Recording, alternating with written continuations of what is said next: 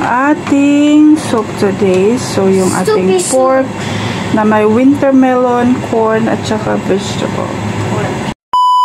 Yan guys, good morning mga kayo diplok-lok, mga kamam. So, magluluto tayo ng ito yung binili ko sa labas na $20 guys. So, ayan, parang lechon.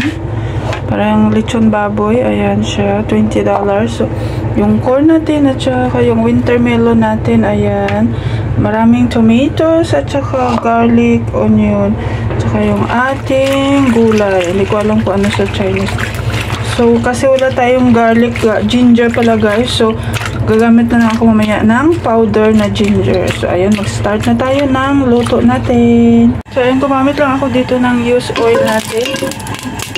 So, ayan. So, sinabay ko na yung bawang at saka onion. Next natin kamatis natin ang ating karne. Akala ko dati guys ang hirap magluto, yun pala ang bilis lang naman.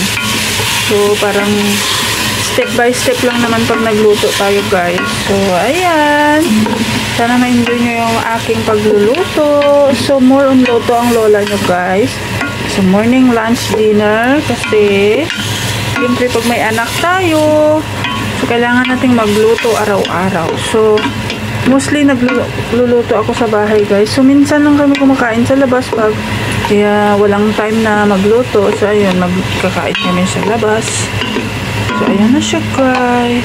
Gaya tayo ng Knorr. Ating ginger powder kasi wala tayong ginger na nilagay. Ayan. Paminta natin. Ating secret ingredients. Hindi na siya secret, guys, kasi sinasabi ko na siya pag nagluluto ako. So, ito yung pampasarap ng aking ano guys. Ayan. Fish lang naman to guys. Fish sauce to. Water. Ayan. Tsaka another one. Dalawang ganito. Ayan na siya guys. Pakuluin na lang natin. Sabay ko na rin sa pagkulo yung corn natin. Ito, pinainan na ng bata. Pero, kailang kami lang naman kakain guys. So, siyempre, pag may bisita ka, siyempre, hindi mo naman to pwede pakain sa bisita mo. So, kami lang naman kakain. So, okay lang na ganyan ang corn. Okay. So, guys, kumulo na. Ilagay na natin yung ating winter melon. So, kayo na bahala, guys, kung ano ang ilagay nyo sa soup nyo. So, ito yung aking soup for today. So, ayan. Kasi off ng aking palangging today. So, magluluto tayo ng soup. Kasi, at saka malamig din ang weather ngayon, guys. So, medyo malamig-lamig. So, magluluto ako nito. So, soup guys, mas healthy kasi pag hindi kakainin to ng bata, so, sabaw lang ang ipapakain na, paano mo, tapos lagyan mo lang ng rice o noodles. So, ito pwede to sa rice at saka sa noodles guys. So, thank you! Na guys, kumulo na ulit. So, gulay na tayo guys.